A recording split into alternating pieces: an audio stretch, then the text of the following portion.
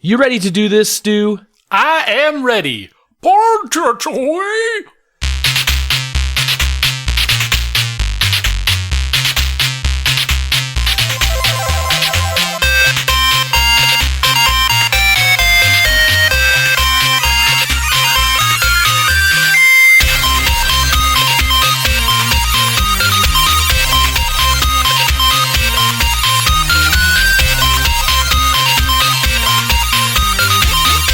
Welcome, Super Friends, to the Fortress of Nerditude podcast, a safe place to talk about all things in nerd and pop culture. I'm Spencer Stapleton, and my co-pilot is Stu Jones. Blub, blub, blub, blub. We're two nerds that just refuse to grow up. Thank you for joining us. This is episode 115. We release every Thursday morning. You can find us on our website, fortofnerd.com. We have links to iTunes, Google Music, Spotify, YouTube, Stitcher, and everywhere podcasts are available. Stop by and relax a while. Hit that subscribe button if you like what you're hearing and get us automatically each and every week in your ear holes. Stu, 115 episodes in. How are you this evening? Katina. You're Katina. Yep, that's how I am. That's a verb now? Yeah, in my world, yes it is. Okay. No, it's been a very interesting week. It's been an amazing week, honestly. Katina and I have made things official, if you will, and It's on Facebook now? it's getting there. It's not official until it's on Facebook. You know, don't you remember? You're gonna. I can't talk about this. But no, it's been great. So yeah, I mean, we've just been hanging out a lot. She has met Mo. Cool. They are getting along famously. She's actually in my house, probably playing Beat Saber without me right now. So, but no, things are going great, man. Things are going great. I'm in love. It's a fact. Wow. Yep. Using the L word. Yep. Fortunately, it's not one-sided. Stalking her, all that kind of stuff. No, I've been very happy. Very happy. It's been nice, and things are good. Like, it's not just all exciting stuff all the time, and you know, we talk serious stuff, and it's just crazy good. That's awesome, man. Congratulations. That's awesome. Thank you. And the most important aspect of that is that she actually likes Discovery, and we're a few episodes in. So nice. But she also got me starting to watch Doctor Who. Ooh. So okay. I'm a few episodes into that. So let me ask you a question. Where did she start you? The new season 1. So the Eccleston stuff. Oh, did you start with the Eccleston? Yeah. Okay. Because it's interesting because some people will take the approach, they'll say the new Who, is where you need to start, but they don't want to start with Eccleston right away because the show quality was a little less at the time, and production quality was down, and some of the writing was a little sketchy, and then it picks up a little bit later. So I know a lot of people will start like in the middle of some of David Tennant's stuff with a certain episode called Blink, and then get them kind of hooked into the idea, and then bring them back eventually. No, I'm not going to watch it any other way than sequentially anyway, so yeah, that's where I needed to start. Good man. But the first 2 episodes were a bit hokey. Yeah, and it was more amusing than anything else. But the 3rd episode actually I really enjoyed. So we'll see where that goes. But so yeah, that happened. My advice: just get through the first season. Yeah. If you can get through the first season, then I think you'll be fine. Yeah. No, I'm looking forward to it. God of War is not currently happening, though someone should be doing some push-ups. I kind of hit a wall with that game that I kind of knew I was going to get to.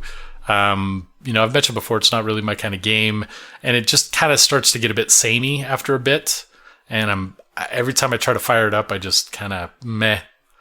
So, still playing a little bit of Diablo 3. That, of course, I've done the rounds on many, many times and can only really take on short bursts, so I don't see that going very far.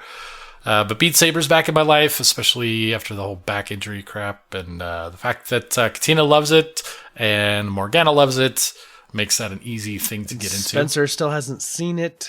Yeah. Yeah, well. If only. Yep. One thing I did do this week, finally, is watch Aquaman. Really? Yeah, I was going to ask you about that. Yeah, I took Morgana on Sunday. What did you think? I think I had a decent nap at the beginning of the movie. Awesome. It was, man, it did not grab me right away at all. And I was just kind of blah, blah, okay, fine. Then it did get more interesting kind of second half, but it was actually, for me, kind of what I expected it to be. It was over the top on production, really didn't grab me on story. It felt like a mashup of Thor and Black Panther without any depth. I don't know. I didn't get it. I didn't enjoy it all that much. Morgana had a great time, so it was still worth seeing. But overall, I won't say it's a bad movie. It wasn't like any other movies we may have seen recently where I went, "Oh my, what the disappointment!" But right. but it wasn't all that great for me. But what are you gonna do? I give it a shot. Like I said, my bar was so freaking low that like it would have been super hard not to get over the bar I set for it. Yeah, well, I wasn't disappointed in that regard. But fair enough. You know, yeah, fair enough. And then I'm in the middle of the third season of my Game of Thrones rewatch. Ooh, yes. And it's like all these events that I remember, like when I think back and remember Game of Thrones, there was so much of it at the first season that kind of bled into the second season that I seem to recall as like the first half of the series. Yeah. But I'm getting into stuff where I didn't quite remember the details and some of the events that happened. And it's kind of like watching it again for the first time in some ways. Like, it's definitely surprising when I come up on a scene, except that I remember it like 4 or 5 seconds before it actually happens. Uh-huh. It's like, oh, yeah, they did all die. You know, so yeah, it's been fun. I'm glad I'm going through that. I'm going to be ready for the final season coming up, and it'll all be fresh in my mind and hopefully get blown away. Nice. I am looking forward to that new season. Yeah. I consider doing a rewatch. I don't know if I'm going to, though. It's a lot, and I'm watching a lot of stuff right now. It is. It's not as much as some other things. Like, there are actually fewer episodes than I thought there were, like, I guess, because I just kind of lump them all into 10 shows a piece, but the later seasons actually have a couple fewer. 8, right. Yeah. Yep. So, yeah. But I'll get through that, and it'll be fun. Otherwise, just... like I mentioned, Katina's here now. We're going out this coming weekend and actually going out, meet a couple of her friends, meet a couple of my friends, and just keep hanging out and stuff. And then, I'm excited to see her and Mo get along and stuff too. It's just, everything kind of feels right now. Good, man. That's awesome. I am happy for you. Let's see here. My week. Ooh. Let me put it this way. I am so glad you had a good week because I'm going to have to counterbalance that here a little bit because my week was not that great. So you told me. Yeah. So, by the way, I'm highly medicated right now. Yep. So this means this is going to be one of our better episodes. I mean, it could. It has potential. We'll just put it that way. Wednesday evening, I noticed a little bit of a tickle in my throat. And I went, okay, not that big of a deal.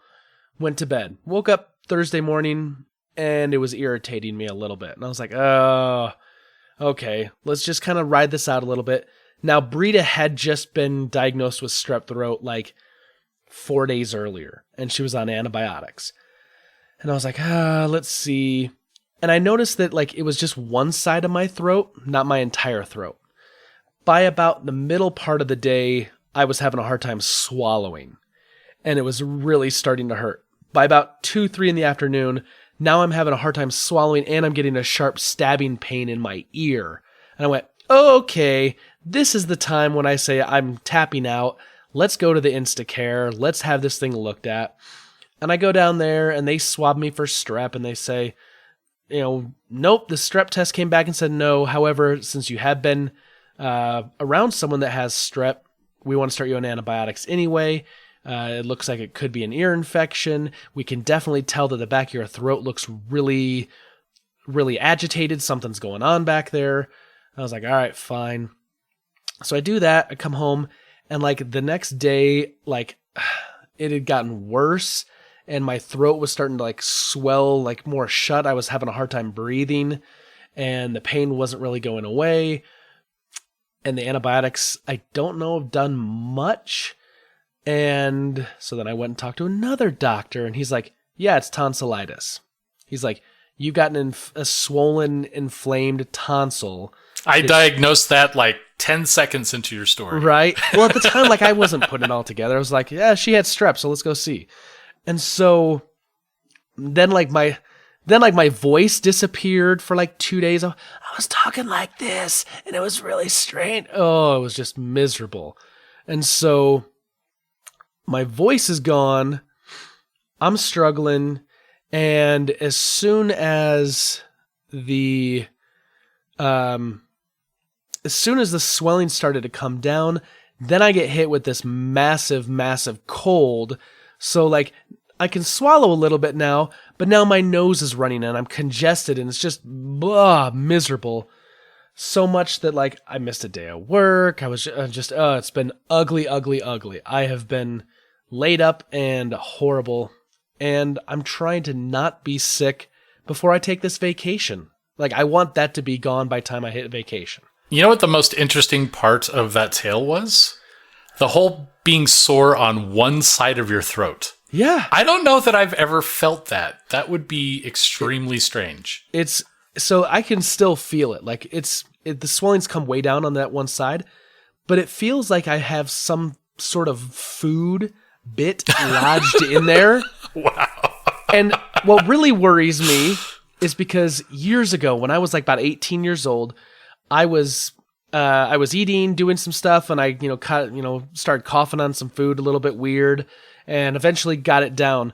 But then like my throat started really bugging me for days. Like 3 days had gone by, and I'm like, my throat still, and I kept trying to clear my throat. I couldn't figure it out, and finally I let this huge like cough contraption thing burst forth from me, and a McDonald's French fry dislodged.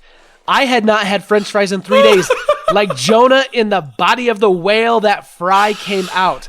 And I remember that story, and so I keep feeling like, I'm like, oh my some God. sort of like almond is going to pop back up or something, and I'm paranoid that that's going to happen and repeat, history's going to repeat itself. So, yeah.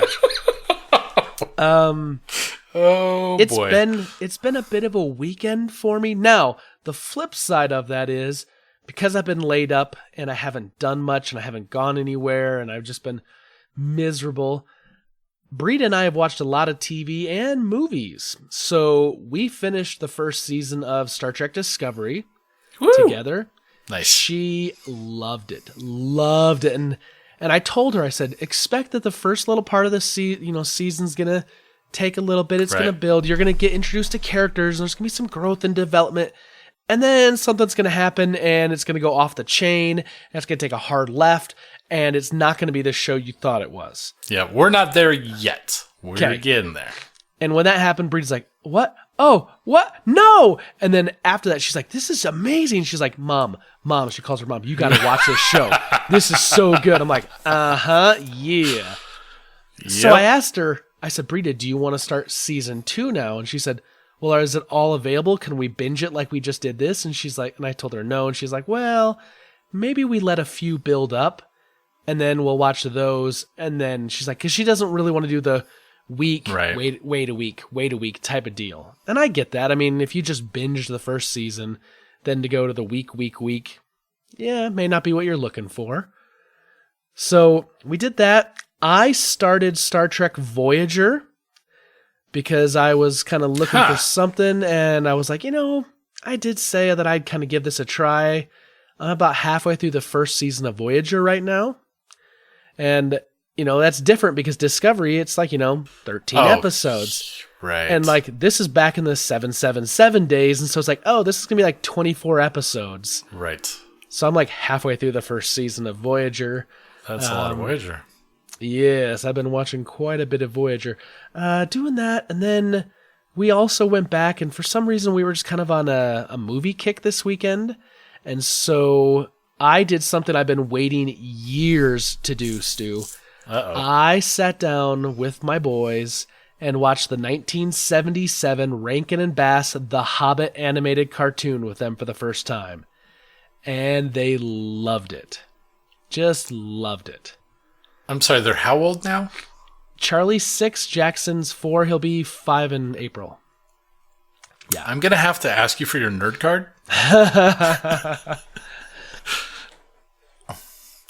We've been reading the book. Right. So we did that, and then we watched The Lion, the Witch, and the Wardrobe with them. Which, oh, really? Like I guess, the newer movie, right? Yeah, the newer movie. Because we let Jackson pick out some movies, and we're like, here's some movies that are kind of family-ish, and we had a huge list, and those were the 2 they picked out. And so we watched that, and that, it's a good story. Like, I really do like those books, but going back and rewatching that movie is like, yeah, you can tell this was filmed in the early 2000s with some of the green screen work that was there, kind of stood out a little bit to me. And also I was like, and we're having to explain a little bit more than we probably need to right now because they're a little young. But yeah, Well, that was the intent, was that they were going to do all the books, and then that one kind of didn't do as well as expected. They did do, what was the next one? Prince Caspian, and then Voyage of the Dawn Treader. Yeah, and that never finished up. So no, which I'm kind of okay with because it wasn't the best. That's the thing, is some books just can't be adapted well to movies. And, I think that one actually could have made a good go with it. But like A Horse and His Boy, like that book? Oh, yeah. You know what I'm saying? Like, yeah, so... anyway, so we watched some movies. We watched not Just Go With It. We watched Grown Ups and Grown Ups 2 as well this last weekend. Brita wanted to watch some Adam Sandler. She was in the mood for just some kind of stupid comedy, and I was like, we've got plenty of Adam Sandler to watch then.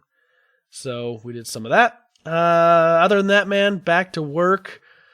Man, work is miserable. I'm sitting there at work trying to just kind of keep my head in what's going on, but it's hard because I don't feel well, and because I don't feel well, basically. So other than that, man, that is it. My week could have been much better. I didn't find love, and I didn't, do amazing stuff. But man, I got to watch some TV, hung out with my wife and my kids.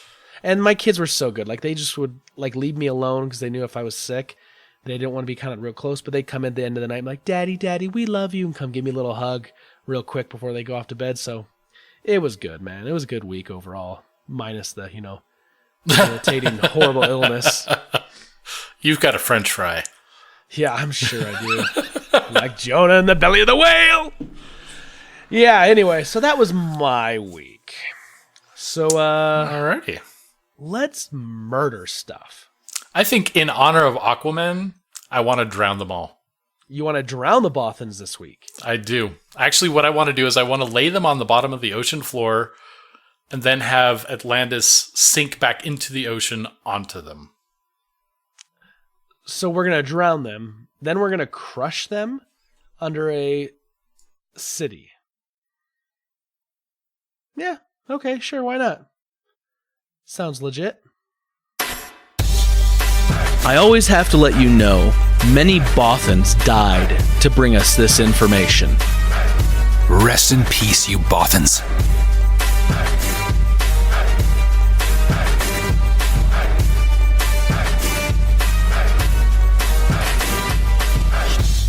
All right, Stu, we are into Rebel Intelligence. What do you have for me this week? Well, we've mentioned Black Panther a couple times, and there were the Golden Globes and all that fun stuff, and we knew that Black Panther is getting an Oscar nod. Yep. Remains to be seen how that's going to go. But they have, they also just got a best ensemble from Screen Actors Guild. So Yeah, I mean, for the SAG, people yeah. love this movie in the right place, right? Highest grossing domestic film of 2018, blah, blah, blah. So in honor of Black History Month, Disney is actually going to be releasing it in theaters. Actually, it should be taking place now from February 1st to February 7th. Well, that's cool. Which off the air kind of thing here. This is going to be over by the time this airs. So yeah, it's this week, February 1st through 7th, at about 250 participating AMC theaters, and it's free. Which makes sense, because why would you pay Yeah. for it if they've already, Yeah, but I buy mean, it on DVD? still, I mean, like when they've done like the re-release of Schindler's List, Schindler's List, they did a re-release for. There have been a couple other things. I've never not paid full price for a re-release. So, but hey, that's cool. But also, it's a little suspect. I think Why is that? Well, they have Oscar nomination stuff going on. Right, yeah. Bring because- it back into theaters. Get it fresh on people's minds again. And there are movies that do go back into the theater right before the Oscars to try to help garner attention. Okay. I mean, likely what it is it's, it's a good thing to do. It's in honor of Black History Month. So it makes sense to do it. It's definitely relevant. It's not definitely jumping a shark there, but, I don't think anyone's going to cry from the extra attention. Yeah. I get you. But yeah, I mean, I own it. I don't need to go see it in theaters and still other movies, but still, I think it's pretty cool. Interesting. I didn't ask you, did you watch the Super Bowl at all this weekend? I watched 2 commercials today. That's as close as I got to the Super Bowl. Today and yesterday. Yeah, I caught up on a bunch of the commercials yesterday, but I didn't watch the actual Super Bowl because I wasn't interested. But, man, let me tell you, that old Avengers Endgame spot that they aired right before the Super Bowl, that thing was banging. Yeah? I loved that. So, it's a 30-second clip. Does it give us much of the story? Absolutely not. What does it give us? It gives us kind of more of what we were talking about before, that the trailer we first saw is they're down, man. They look beat. And this one's like, they have that same look about them, but you can also tell that even though they know they were beat, that there's a determination and there's a there's a fire in their belly that they're not going to give up and that they're going to go on anyway, even with how dire it looks. And that trailer, like all that little TV spot, that's all that was basically. Well, there was one tiny little 1-second thing that I saw there that gave away more than I was expecting to see. And that was with Iron Man sitting there working on something. Oh, true, because you do see Nebula behind him. Yeah. However, we don't know when that takes place chronologically, though. No, we don't. But we know they're not just finding his body, picking him up, and taking him back home to Earth. Right. So, I thought that was probably the most interesting part of that, 12-second trailer? Yeah, it was like 30 seconds, maybe. I mean, it was over before it began. But yeah, I mean, it's really just getting you hyped for it without diving into the story. I'm really dreading that first trailer that starts revealing crap that happens after the first 30 minutes. I don't think it's going to happen. Well, because they hit that first marketers trailer. are marketers. Okay, true. However, this is Avengers Endgame. Do you really think that the marketing department really needs to do much work on this? I think that this was perfect because they don't realize a lot of plot in this. It's just more of, hey, here's kind of more tonally where the film's going to be. They release it right before the Super Bowl, so they're not paying the big dollars, although admittedly it's probably still big enough for that 30 seconds. Yeah. But the movie comes out in like 3 months, and we're not getting anything yet story-wise. Realistically, I think. I don't think that they need to do that to hype up people. I think people are going to go see this no matter what the marketing department does. Well, I think that statement is true. I don't think that removes the risk of the marketing department blowing it anyway. And they've done just as bad with other movies. So I would be very happy to be wrong, but I kind of want to put myself on Endgame blackout until the movie. I think so far they're doing it right. If they can they are. If they can keep it like this, ooh, I'm happy. Well, if you're going to watch all the Endgame stuff, the next time something comes out, let me know whether I want to see it or not. Yeah. Because, oh man, I dread that. Because things have been spoiled in the past.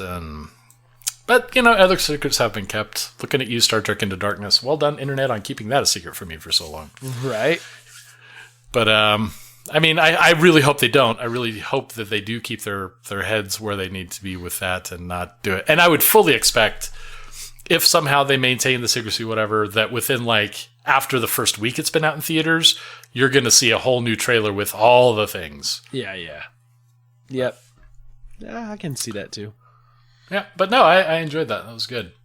So, speaking of the good old Avengers, we've just got Marvel news up the patooey right now. Chris Pratt attending the Lego 2 movie premiere. As we know, he's not just Star-Lord. Right. But, I guess he was talking to some press. People asking about Guardians 3. He promises there's going to be a third movie. Really? As an actor, I don't know that he has the authority to say that definitively or not. But, obviously if he's in production stuff, then yes, but that's sort of been on hold. I don't know if it's just kind of like a Disney press gang where they're trying to alleviate fan fears and, invoke the actors with that. But he says basically, we're still circling the city of Jericho, I like to say, basically meaning that, they're just kind of coming in at what they want to do, knowing that there's something big on the horizon, but not really solid plans. That to me does not speak a lot of credibility to it. I think it's likely, but I don't know if him saying that makes that a thing. I think that it's going to happen just because, the financial, right? Right. Disney's not going to want to back away from a franchise that's making a lot of money. It's just going to be a matter of finding the right key components so that it's done well enough that it doesn't, tank this series, going forward. Yeah, I agree though. As much as I like Chris Pratt, and I think he's an amazing actor and whatnot, right? Yeah. If it was Kevin Feige saying this, right. then I'm like, oh, okay, yeah, we're good. But yeah, and the reason it feels like a press gang basically is Karen Gillan also said something similar to this just a little while ago as well. So it's a unified message among the actors. It definitely feels orchestrated. Yeah. I think it's a given as well, though. You're absolutely right. I don't know that this is really helpful, but people are responding positively, so there you go. Interesting. Have you, switch gears here, have you read the Wheel of Time series, the books? I have read most of them. Okay. My problem with that series is I'll read it most of the way through. It does kind of bog down in places, and I kind of have to stop, and then a couple years later I'll try to read it again, trying to pick up from where I left off. That doesn't work, so I start over again, make it a little bit further the next time, but then hit the same problem. I don't know that I'll ever get through them all. I had never read them for years and years and years until about maybe 2-3 years ago when I just committed. I said, I'm going to sit down, I'm going to read them all. And that's literally the only book series I read for 14 months. I just powered through it. And I read through the whole thing, and I really ended up enjoying it. However, you're not wrong. There's a few books there kind of in the middle, like books 7, 8, 6, 7, 8 maybe. They get really slow, and there's not a lot going on. The feels like the story doesn't move forward. It's more of just unilateral movement. I like to call that the Anne Rice effect. Fair enough. So the interesting thing, though, is that we know that Amazon Studios, that's going to do this big Lord of the Rings kind of reboot thing that's happening, they also have the rights to Robert Jordan's Wheel of Time. And apparently there's now a publication list saying that starting in September of this year, 2019, filming in Prague, they're going to start filming on the Wheel of Time. So I don't know how I want to feel about this, because I really enjoyed the book series, and I think that there's a lot of good potential there. But how to put this? The first book, Eye of the World, felt to me very much like a Lord of the Rings ripoff. Really? It really did. There was so many elements. It just seemed like it was like okay, let's play into this trope. Let's play into this trope. Let's play into this trope. That all felt very Fellowship of the Ring. And as the book series goes, it definitely splits away from that. And I didn't ever have that kind of real strong comparison again. But if they're doing a Lord of the Rings at the same time they're doing the Wheel of Time, Amazon Studios is really doubling down on this fantasy idea. Is it the Game of Thrones effect? Sure. Well, honestly, I think maybe it is the Game of Thrones effect. I think maybe my thought is independent of that, but I like this idea for Wheel of Time, especially because it is such a large series. It is so widely renowned, but because it can be difficult to read, I think there are many people that may have otherwise experienced it that won't, simply because of the sheer size of what you have to get through to be able to get the story. So I think this definitely brings it to an audience that would be interested in that, but may otherwise just avoid it entirely. I love the stories as far as I got in them. So yeah, I would love to watch this. I would love to get all the way through, because I know I will probably never pick that series up again and finish it. I would love to kind of see this, and I would also love to see it visualized as well. Yeah, there's some really cool stuff that could be done. So I'm excited by this. Obviously, if they're going to start filming in September of 2019, my guess, just a guess, is we won't see anything probably till 2021, maybe 22. But, I guess it all depends on how much they want to film at a time, how much post-production is going to take, if it takes, I don't know, if they do it on the level of like a Lord of the Rings, that's going to be a while in post. But yeah, who knows? Maybe they'll start filming in 2019, and maybe late 2020 we'll get something. I would be surprised, but that'd be nice. Yeah, I'm still waiting for the Lord of the Rings stuff, man. I'm waiting for Mandalorian. I'm waiting for the Dark Tower. Yeah, give me my shows. I've got no more Marvel Netflix to lean on until, Jessica Jones season 3, but hey, Punisher still hasn't officially been canceled. Oh my gosh! I know. I'm just gonna. Could you hear me roll my eyes? Yeah. That's just fanboyism all right there. Like, please, sir, don't cancel the Punisher. Well, I don't know. After our last episode, they may just decide to keep it going. We brought the traction back up. We were very convincing. Yeah. All right, what else do you got? Well, one of my favorite games of all time, which is interesting because I like deep games. I like RPGs. I like games with huge stories. But I do have a little bit of a love for casual puzzle games. What I don't have a love for is games on my phone. I never really caught on to that. Maybe some hyper-casual games, just quick puzzle games, time wasters, nothing serious. But any game that I can play on my Switch or on my tablet or something, I just loathe going to. I don't use my phone for gaming. However, I might. Oh. Dr. Mario is coming to phones. Really? I have spent probably as much time on that game as any other game I've ever played through my life. There were times I was playing Dr. Mario probably exclusively for months at a time. Really? That was like the first addict level game that I had, where it was just like I had to play more, and getting better and better at it that was, to me, I loved it far more than Tetris. I might be playing my games on a phone again. I'm not a big phone gamer either, but Dr. Mario, man, that's cool. Yeah. I actually tried playing Tetris on phone, and I actually enjoyed it quite a bit. A couple years ago, we had a contest at work, but just to see who could get the best score and whatnot. But yeah, it's going to be free to download with optional in-app purchase. Duh. Because every other game on a phone is. But yeah, I'm excited to see where this goes. I would love to play that again. And that would easily be a game where I've got 10 minutes or whatever, whip out my phone, play that for a bit, couple levels, whatever, and yeah, be satisfied. Interesting. I like that. I know Brita would check that out for sure. Did you ever play Dr. Mario? No, like I was a Tetris guy, but never played the old Dr. Mario.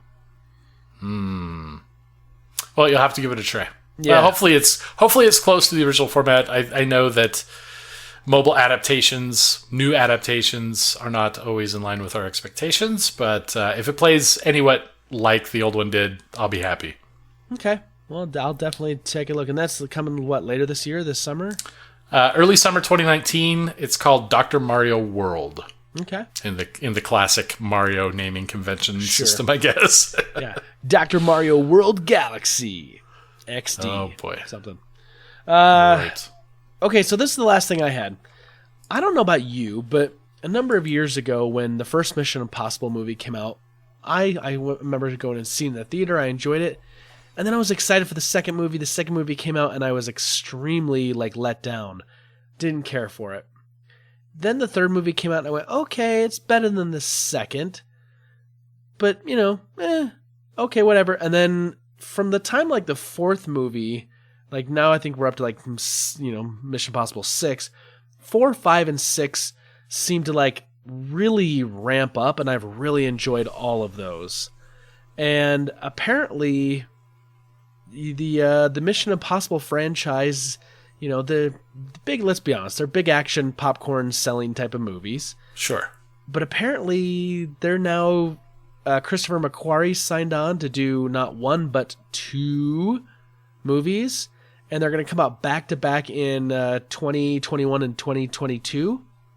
So we'll have a little bit of a break, but then we're going to get 2 years back to back with these movies. I don't know if that's filming that way because Tom Cruise is aging, or if they're now trying to maybe adapt to hey, can we pump out a Mission Impossible movie every year and make it that type of a franchise?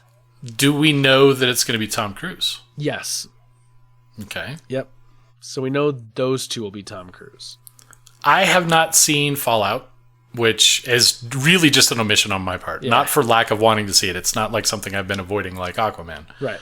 And it just hasn't been the movie that I've gotten to see every time. So I need to see that. It's good. I've heard amazing things about it. And frankly, that is the only movie series that I like Tom Cruise in. Really? The only role that I really like him in. Yeah.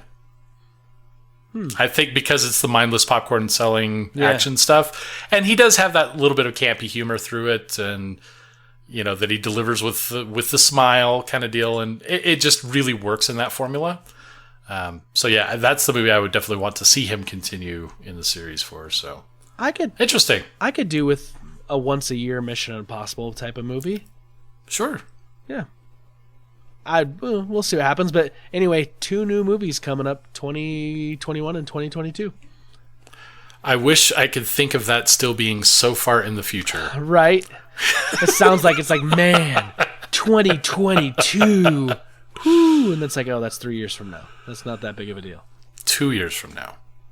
2022, 3 years. Yeah. But 2021, 2 years, yeah. Yeah, whatever. I can math. Leave me alone. That's all I had, Stu, and Rebel Intelligence. Did you have anything else? No, I'm good, man. All right. Stu, last week we had a conversation. We talked about The Punisher because we'd both watched it, and we reached out to our super friends and said, hey, we did a spotlight on The Punisher.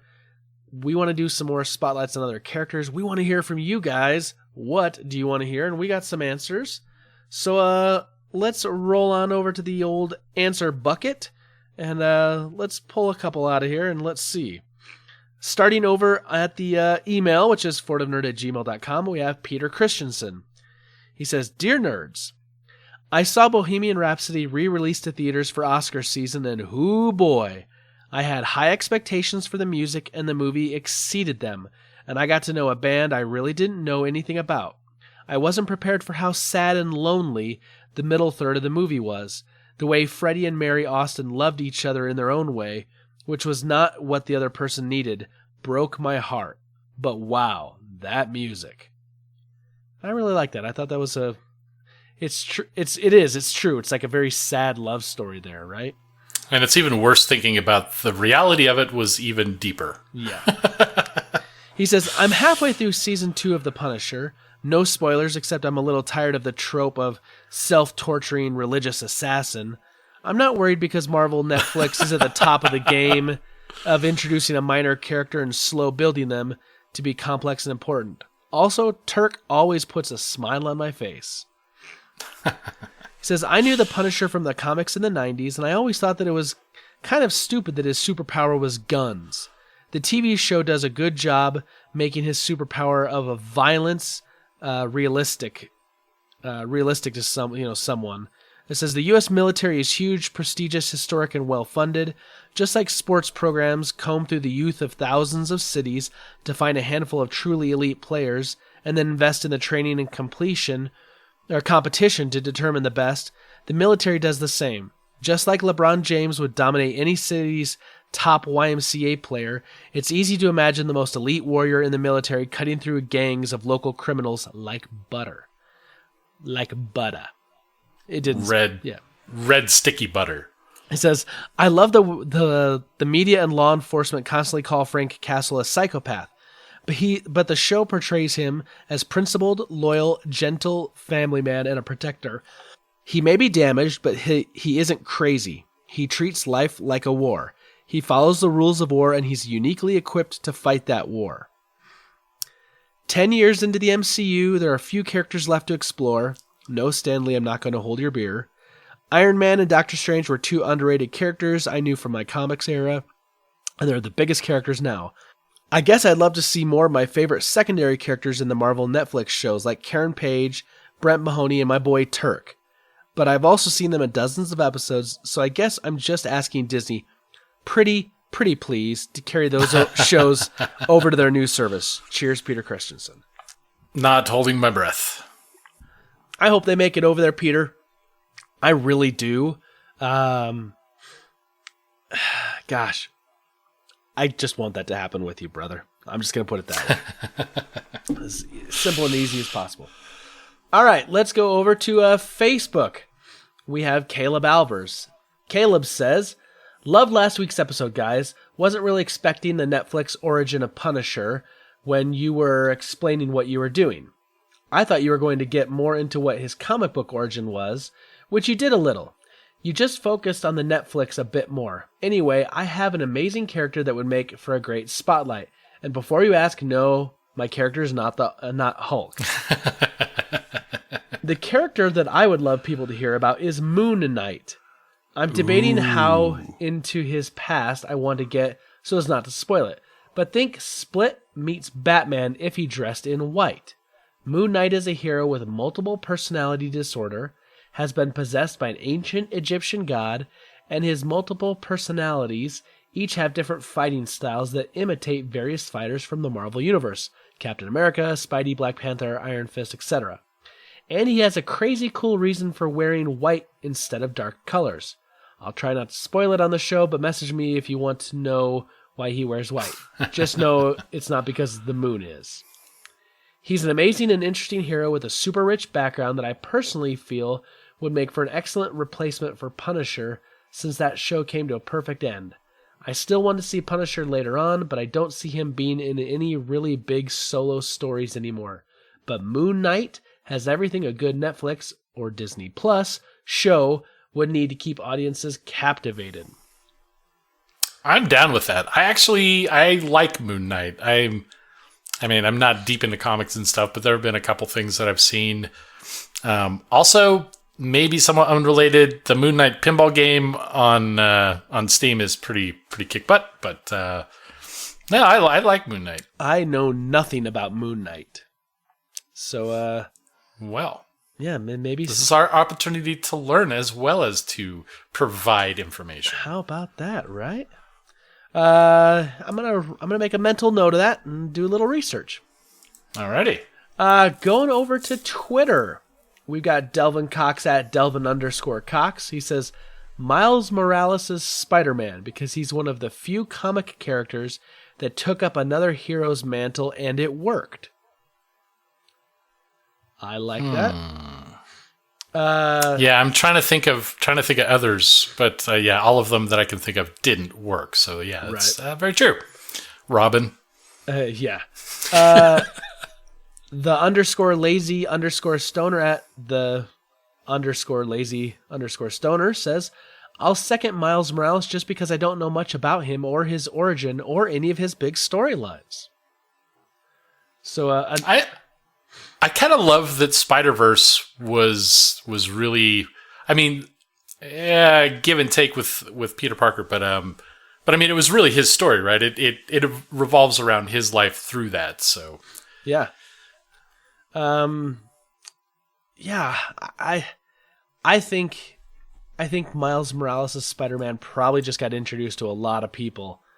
Yeah, and I think that there's a lot that can be done there.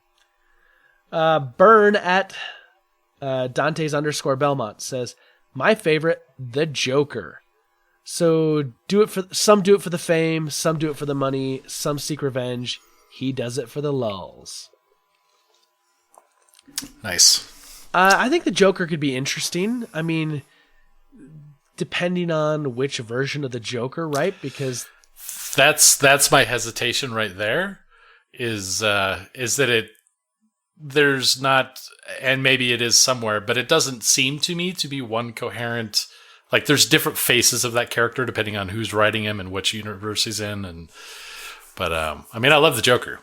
Yeah, absolutely. So Wizard Podcast at So Wizard Podcast says Dr. Doom. A little Victor Von Doom.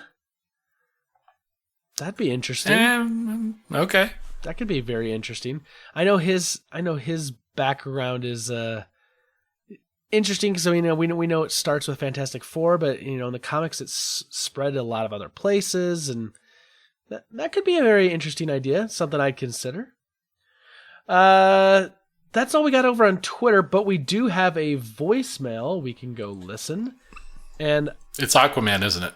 It could be Aquaman. Let's see if it sounds like it's bubbling up from the depths of Atlantis. What's up, Stu? And what's up, Spencer? Hope everything is going well this week. This is Paul Calico calling in for the question of the week. Superhero/villain to spotlight. Well, I'm going to go with Shazam. And I'm not sure who his bad guy is going to be in his upcoming movie, but I hope it's Black Adam. I'm going to go with Shazam and Black Adam for my hero and villain that I would like to see a spotlight for, because their movie is coming up. Maybe get a little background on them before their movie comes out for everybody. And that's my answer for this question of the week, guys. Else time. All right, so Paul Calico coming in. He wants Shazam and Black Adam. And he did say something there that he said he hopes it's Black Adam. I'm pretty sure Black Adam is the villain, because I swear I saw a casting sheet for that film, and Black Adam was one of the characters that was being cast. I didn't see that. I do know that once upon a time, they were actually making a Black Adam movie. Oh, maybe that's what it is I'm thinking of. And then I don't know where that ever went. Didn't they? It just kind of faded from interest, in my opinion. Wasn't like The Rock associated with that? Dwayne The Rock Johnson? Yep. Yeah. So, I don't know. I'll have to dig into that a little bit. But But I like Shazam. I mean, I watched the show as a kid. I'm really interested in seeing the movie. I don't have the highest of expectations for it, but I think it'll be fun. See, I don't know anything about Shazam. Never watched it as a kid, so I don't know anything about it. So I can, I'd consider maybe, learning a little bit more, doing a spotlight on it before the movie comes out, assuming like the movie doesn't come out like next week, because then I won't have time to make that happen. You never know. It's not next week, though. Okay, perfect. Good. Super Friends, thank you so much for taking the time to answer our question of the week. We love interacting with you and hearing from you on a week-to-week basis.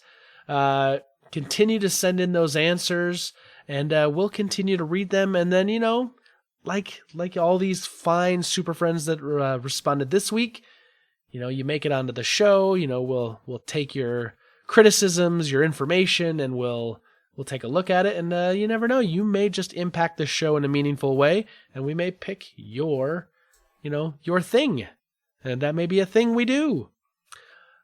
By the way, Shazam, April 5th, right in between Captain Marvel and Endgame. Oh, there you go. Not too ride shabby. Ride the superhero train. Yeah. I mean, it totally worked for Solo trying to jam in a Star Wars movie last year. Oh. All right, so Stu, Super Friends are out there. They're doing stuff. They're out there in the shadows, righting wrongs, enacting justice. But what can they do for us this week? Well, they can write us a 3-page synopsis of their superpowers so that we can focus them as the hero or villain of the week. Yeah. Also, iTunes ratings 5 stars. Go! We'll wait. Are you done? Did you click the 5 stars yet? Awesome. Thank you, because that gives us higher ratings on iTunes, gets us on those lists that we want to be a part of, and everybody wants to see to get us more popularity and more super friends and get more people interacting with us. Also, again, please tell your friends when you have a conversation about anything geek related, bring us up and let us know about it. We love to cover everything that you can think of, geek and nerd related, and we love the word of mouth stuff. So thank you. Yeah, absolutely. Stu, I had an idea that I wanted to kind of bounce off you and see where you're at. Do you remember growing up? Did any of your family or friends, did you ever hear the phrase like, don't watch too much TV, it's going to rot your brain? Yeah, well, I heard that as I was put in front of the TV. Yeah. So, yeah. Here's the babysitter. The babysitter's going to rot your brain. Right. So let me ask you this. I mean, I don't have any scientific studies in front of me, but we know that, too much of anything could be a bad thing, right? I mean, that seems to be a common, thing we can kind of agree to. But TV programming, can be a good things. We can learn things. I mean, my kids watch stuff on YouTube now because, TV's changed, obviously. And they learn stuff. I'm like, where did you hear that? They're like, oh, I saw that on YouTube. And I'm like, oh, that's cool. Right. They learn some kid's song that we haven't taught them yet or whatever it is, Oh, make no mistake. About 70% of Morgana's intelligence comes from YouTube. Yeah. Because she watches all that stuff. She watches the reality stuff. She watches things getting blown up, getting built, getting revealed, getting talked about, fantasy, science. It's all there, and she just soaks it all up, and she does it productively. How could I ever take that away from her? Right. Yeah. So what I thought was interesting is that I look at my kids now, how they watch TV, how they consume media, is different than how I did. Like, I used to race home after school to watch cartoons, get up early mornings for Saturday morning cartoons. Oh, yeah. But now it's just like it's there, it's available all the time, day in, day out. Yep. We live in the age of perfect information. Right. There's no schedule for this stuff anymore, right? Or at least, not like it was. So yeah, tell that to Brita about Star Trek Discovery. So that's exactly right. Like this, I was already thinking about that when you were telling me. This is exactly where this came up. So have you noticed, from our childhood to now, like even like recently with the kind of advent of Netflix dropping like an entire season of Stranger Things all at the same time, and so you can binge watch it. Have you noticed your watching habits have changed even recently? Or do you still say, like, I pretty much hold true to my watching habits? I pretty much do it the way I've always done it. Oh no, this is what we have now is the consumption cadence I have wanted my whole life. So this has changed because it's become available to me, not because it's been driven to change by something changing, if that makes any sense at all. I hate advertisements. I hate not having control over my media. To be honest, I never really liked TV. Even growing up, there were Saturday morning cartoons, there were after school cartoons. I didn't care for any shows. I was happy to maybe catch some Star Trek on syndication or something, and maybe that occasional show, but I never had like a weekly show that I needed to watch growing up, even through my teenage years. It was always just kind of when it was available for my time, and this is where I've always wanted to be. Having it at my fingertips as much as I want to watch, when I want to watch it, and I can put it aside when I want to do other things and not have to be crazy about missing the next episode of Discovery. Wait, yes I do. So, there's something, though, I think is changed. I mean, it's not... I don't want to say all media is this way now, because it's not. Like, we know when Game of Thrones comes back, we're going to get one episode each week, right? Yep. It's not the Netflix binge it all in one go. However, the landscape has changed, because I think back to the TV show Lost. When Lost came out, a new episode would hit, and everyone would watch it. It was extremely popular. And then it was a water cooler moment, right? The next day, everyone's standing around. I was just going to go there. Yeah. And like, it seems like now, and so because of that, like a TV show like Lost, it's going to run 24 episodes, and they're going to have like a little bit of a Christmas break. Like, that show is going to be talked about in kind of the pop culture zeitgeist for months at a time, if not a better part of half a year or more. Whereas now, like for instance, Stranger Things, it all drops, it gets, watched, and maybe within a month or two, people are talking about other stuff because everyone just binge watches it. You can get through it in a weekend. You can get through it in a day if you're, taking time off of work and, missing sleep or whatever. I actually have 12 monitors, and I watch a different episode on each monitor all at the same time. So I watch an entire series in an hour. Well, you're a god among men, Stu, so...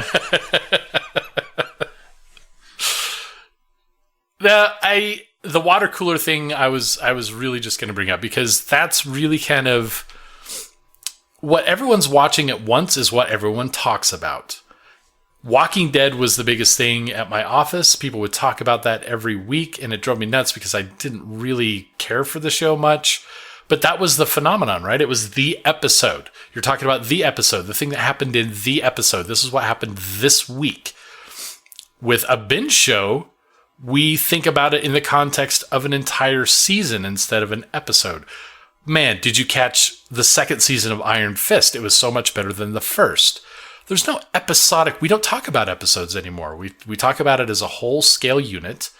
And if you're trying to, and this is where I understand that the way that I want to watch TV is not necessarily the best way to market TV, but that works for The Walking Dead. That definitely works for Game of Thrones, one of the most popular shows of all time, because it's like the jaw droppers and the cliffhangers, and everyone's just, oh my gosh, you're taking a much smaller part of it, and it drives, the momentum of the show, and that word of mouth cannot be undersold for what it does for that kind of television. So it's better for me that it's all binge worthy because I don't really talk to other people. But, if you're talking about shows with friends and stuff, I mean, Discovery, like you and I can't wait for you just to even catch up. And I'm so excited to do, if we go forward with the sidekick stuff for it, because taking it apart episode by episode, definitely, I think, adds a better value to what you're getting out of it. Yeah, and so I'm with you. Like, I like the episode by episode discussions, but I find that I hold back from like you brought up like the, the, oh, hey, we talk in terms of series now. And I think that's because I know I personally hold back on talking specific episodes because I'll say, how far into it are you? If it's something that's, bingeable, right? Because I don't want to say, oh, this happens in episode 9 and they're on episode 3 and I don't want to spoiler something. And I think we're more aware of that. Whereas now, or like you go back a number of years, like you're right, you go back to the Lost era and it's the day after. Everyone's talking about that single episode because it was the newest episode that just came out. If you missed that episode, or maybe you DVR'd it, you're going to maybe watch it the next day. Before a week goes by, there's a good chance that person's caught up and you can have a discussion on a single episode. But now it's like, well, let me know when you're through it, or let me know when you're up to this point. And, it feels like there's more reserve, maybe, because we don't want to, we're so afraid of spoiling things for people in the kind of the binge culture. It is a bit disjointed because we'll be watching the same show and we're not watching it at the same pace through our own control. So there really is no way to know without that discussion to know where someone's at. But I think it even goes a step further in that it's difficult to really point out things that happened in any given episode as being meaningful in the context of that discussion, except to say this is something that happened in the whole series rather than, just this week. And it's tough, I guess, because you kind of have to wait till your buddies are all the way through. Have you finished binging it yet? Instead of just knowing, hey, that came out yesterday. All my buddies already know what happened on that. We're going to talk about it. Right. Do you think there's any... Do you see that we're going to have a dramatic shift? Because I feel like we're kind of at this like 50-50 tipping point right now where all this new stuff that's cool that comes out, if it's Netflix or Amazon or Hulu, I guess Hulu does some shows of their own, but it seems like it's all like bingeable stuff, like the new Jack Ryan that came out. Loved it, but it was like, bang, I want to just go from one episode to the next, to the next, to the next, to the next, and finish it. But we've still got stuff that's on, broadcast TV, HBO that are one episode every week. So I feel like we're kind of at a 50-50. Do you ever think we're going to get to a tipping point, though, where everything is going to shift one direction? Like everything's just going to become streaming, or the majority will, or vice versa, that the whole kind of streaming, binge thing is going to flip back the other way and go back into a week-by-week type of deal? I think there's going to be a fight on this for a long time to come. I don't think there's an easy answer here. I don't think Blu-ray is suddenly going to knock HD DVD out of the water in this context. I don't think Netflix is just going to dominate over Blockbuster Video. I think we have two driving models for this that are really going to continue fighting this, and I think there's room for both, though eventually one may win. And it's really just the model of how you purchase your television. And it's not really so much about the show and what makes sense for a pace. It's if you're watching on Netflix, they want to get you as much content ASAP. Doesn't matter whether it's good, bad, whatever. They want it in your face. They want to get quantity. And that's how they're making their money. Hand over fist. And now they're producing their own stuff. So they're just going to push it. HBO, a more traditional subscription model, and I understand Netflix's subscription, but the way that HBO handles it is they want you to enjoy the same shows as long as possible because they know that one show is so good, it's going to carry their subscription fees for a few months at a time at least. That's Game of Thrones, right? Yep. Imagine Game of Thrones all coming out at once. They're getting $5.95 out of millions of people for 1 month.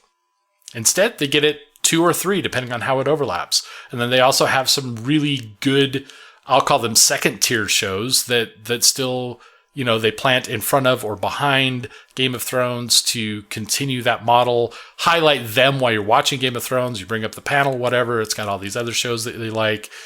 And they're trying to drive you through renewed revenue. So, and of course, everyone else kind of applies to one of those two models, right? So that's really what it comes down to is Team Netflix or Team HBO in what's going to be popular, how you're going to get those shows based on that context. Even though broadcast television is still out there, it is not king, and it still needs to drive revenue, and that will shift depending on the way the major wind blows eventually. CBS All Access is an anomaly. Yeah. It's a subscription service that frankly shouldn't exist. They want to be broadcast television in a network fashion, and it's not. And then they also drive their shows on a weekly basis, which I think works for Discovery, does not work for CBS All Access. So I don't even know where to really pitch that pile of crap. It's an outlier for sure. Yeah. But yeah, I don't know, man. I think it's going to be both for a long time. Do you think there's going to be any content that will help? I mean, because I think certain content helps push things certain ways, right? So, for instance, I haven't been subscribing to HBO for a while now, but I know that once the Game of Thrones comes back, I'm going to plunk down my money for a couple months to get that, so I can, watch it all the way through, and then probably go back and rewatch some HBO stuff that I've missed that I wanted to, but I'm just kind of waiting on. Right. Yeah, I'm going to be catching up on Westworld when I subscribe to Game of Thrones again. Game of Thrones BO. Do you think, though, I'm sure that they love that. But they GOTBO. But they definitely lean into that because they know that that's going to be a thing.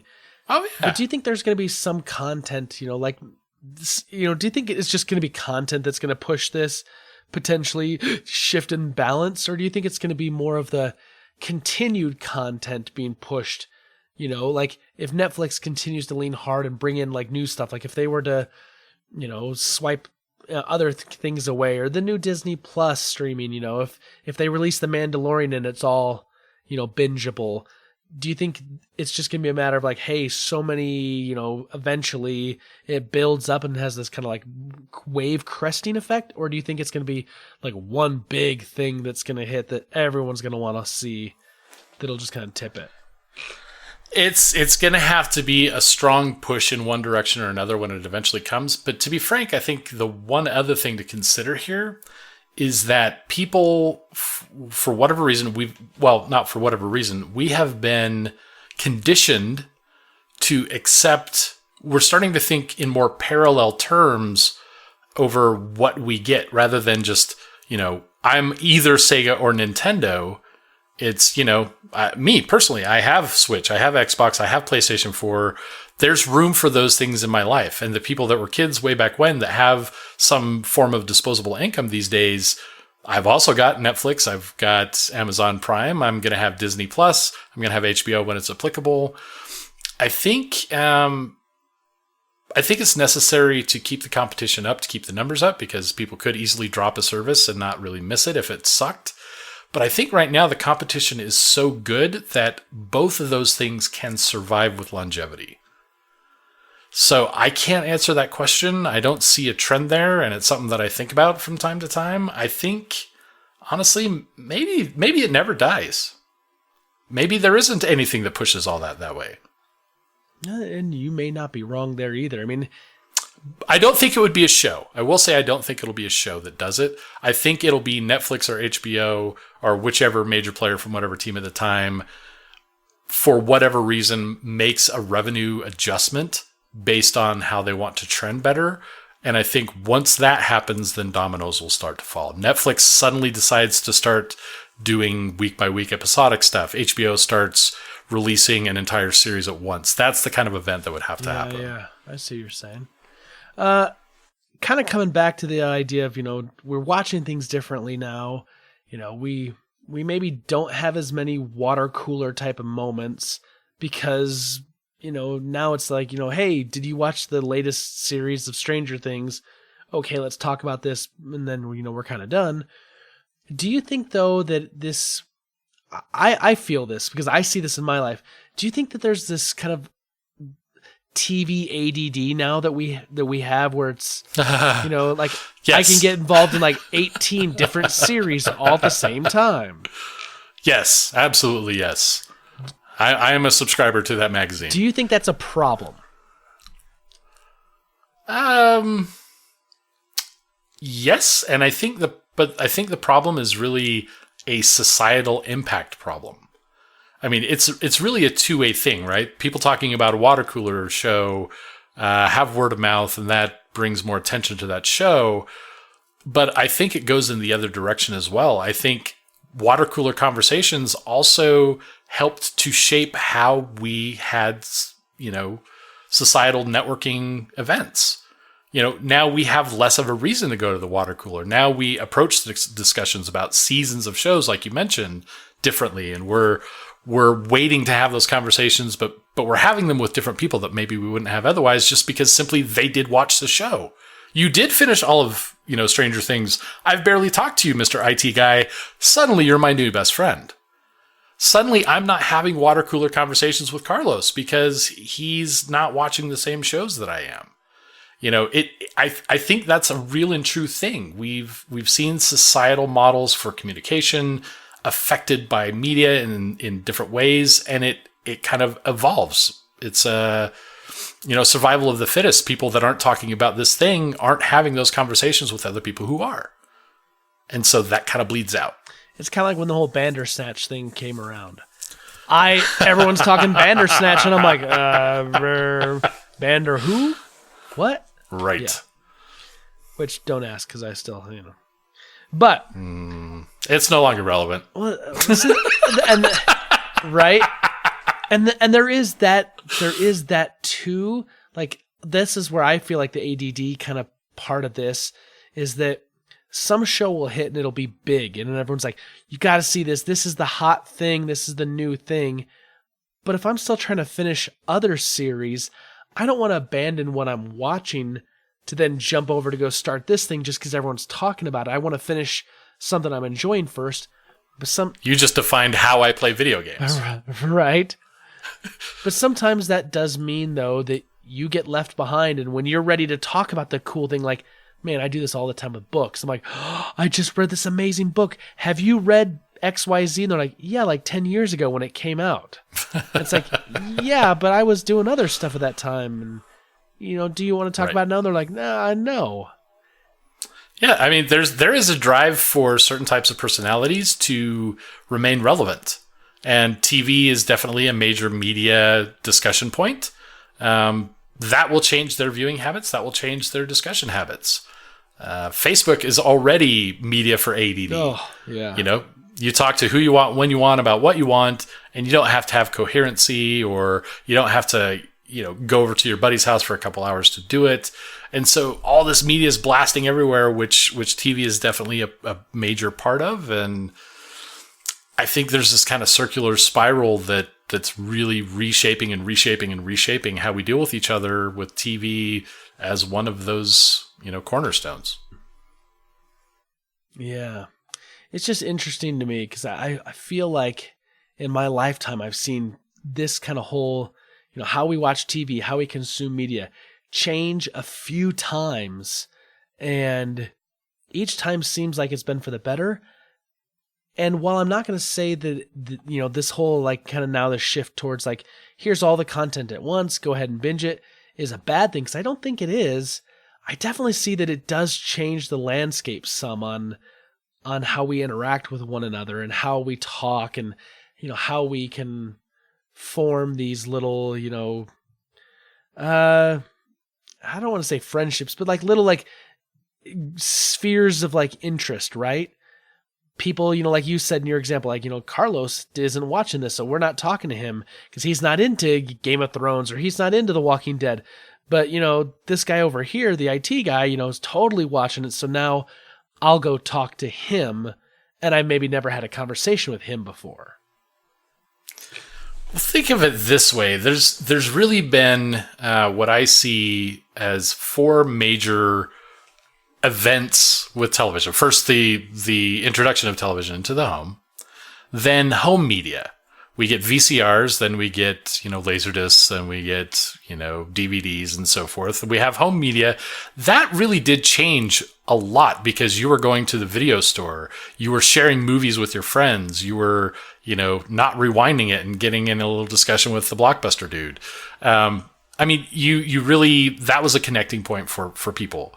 Then came the DVR era, No longer were we chained to watching shows on television when they were being broadcast, but we had the ability to watch it later at another time, take away the ads, whatever. I don't think that was as impactful, but you certainly had the ability to kind of catch up to your friends on stuff like that. And now we have the fourth age of television where it's on demand, everything's available, to a certain extent, except for, the HBO team, right? So, and that has had a major impact about what we talk about. Look at social media, kind of open that up a little bit and scroll down through, 30 posts. How many of them are about Stranger Things? How many of them are about, Star Trek? What's going on? Game of Thrones, especially. Facebook's going to light up. Yeah. It's interesting you bring up like the DVR thing, because I actually think that was a major milestone in changing how we consume TV. However, not so much maybe on an individual basis, but more as industry wide, right? Because I remember when the first TiVos came out and they were being marketed to consumers, I remember picking one up and purchasing like the unlimited, whatever it was, like, cause you had to pay for a couple of years. You could purchase the unlimited on the box to allow you to do all the recording or whatever. But it really was a turning point in the industry, because then the cable company said, oh, we want to purchase this technology and we want to market this and do that. And it really helped them figure out, oh, people want to have the ability to watch stuff that's been recorded for them at their convenience, which really gave birth to the on-demand idea. Yes. And also the ability to like not have commercials and fast forward through them. And sure. I don't mean to downplay DVR stuff, only from a conversational standpoint. I don't think it changed the landscape of how we interact all that much with DVR, but it was absolutely a crucial foundation for what was to come later. And for where we're at now. Yeah. Yes. I think that's the point I was trying to make, but I've also got a lot of things in my system right now, so who knows? But the way you put it sounded better just now, which I'm sure I'm going to forget. Just wait till the post edit. Yeah, man, you'll be I'm like, blown man, away. I'm like, Stu is amazing, and I'm just like, TV, cool. Yeah. Oh crap. So it is interesting, Stu. Like I think we're at the pinnacle right now of just the amount of options we have available to watch things.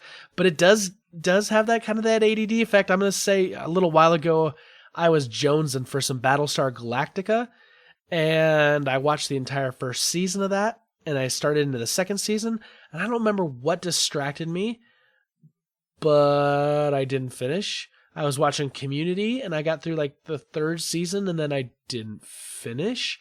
I'm now watching I rewatched Star Trek Discovery. I'm now watching Voyager. I also started The Magicians again. Oh man, I started watching that. I just did not enjoy it. I read the books, and so I enjoyed the books a little bit better. But I know the third season's now on Netflix, so I'm like, I'll restart that, and I'm almost through the first season of that. So like, I kind of delve here and go into there, and I can watch a lot of different things and consume. And so I think we're at the pinnacle of that, and we're also at the pinnacle of just, man, there's some great stuff being made, right? Technology's improved, and there's great storytelling being done on TV. Or, what we'll call TV, Netflix and Hulu and Amazon and all that. Right. I think, we talk about streaming versus, episodic stuff. That I think has room there, but I think the days of, and I know there are people that do love their shows, but I think the days of television are numbered.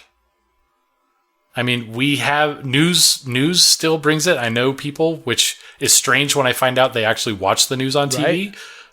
I'm like, but the Facebook feed's right there, so that tells me everything I need to know. Or even the website, like for instance, like the local news here, like KSL, NBC, Channel 5, whatever. They post like their news articles earlier in the day that then they covered that night on the broadcast. So, like, you don't have to wait till 6 o'clock to find out what happened, that day. It's like, oh, I already read all of those. So for me, watching the TV for the news seems pointless because I'm already ahead of the game. Yep. So yeah, and I mean, it's easy to port the idea of like your crime dramas and stuff like that, Law and Order. You put them on an online service, people will just move to the online service. TV doesn't need to be here anymore, and people have been cutting cords forever now, and it's still slowly burning away. But 5 years from now, I'd be surprised if we even have network television. Interesting. Well, you heard it, Super Friends. 5 years from now, we're going to come back and revisit this idea and see what happens. On episode 942. Yeah, whatever it's going to be, right? I'm not doing that math. It'd be like 350, something like that. Yeah. So Stu, we haven't done this in a little while, but instead of, I think, coming up with a question for our Super Friends, I think it's time we turn the reins back over to them and let them ask us questions. What do you think of that? Opening my soul to the general public. Nothing bad could possibly happen. And with you just admitting you're in love, this could be very interesting. Nobody cares. No, nobody wants to hear about that mopey schmopey stuff anyway. So. Except you weirdo. There's going to be all sorts of anonymous questions, huh? Oh, Lordy. Mr. Nodalpats is going to make an appearance, I'm sure. Maybe. You never know with that guy. So that's the deal, Super Friends. This week we want to hear from you. It's an Ask Us Anything. You ask us a question, we're going to give you our honest answer, and we'll read those to you next week. Looking ahead, we're I just want to drop the curtain a little bit. We've talked about this a little bit, but I'm going on vacation here in about a week and a half. I'm going to be gone for 2 weeks. And he's not taking me. I know. But then I'd have to take you and Mo and Katina, and it just... I don't see the downside. Man, I ain't got room to fit all you guys in my luggage, is what I'm trying to say. Did you just call me fat? I just said I don't have that much space in my luggage. That's all I said, man. But so I'm gonna be going on vacation, and so we're gonna record a couple things so that we won't miss a week. But just know that we may have like a movie club in there where we're not really gonna do like a lot of the kind of the normal stuff. We may shorten it down a little bit.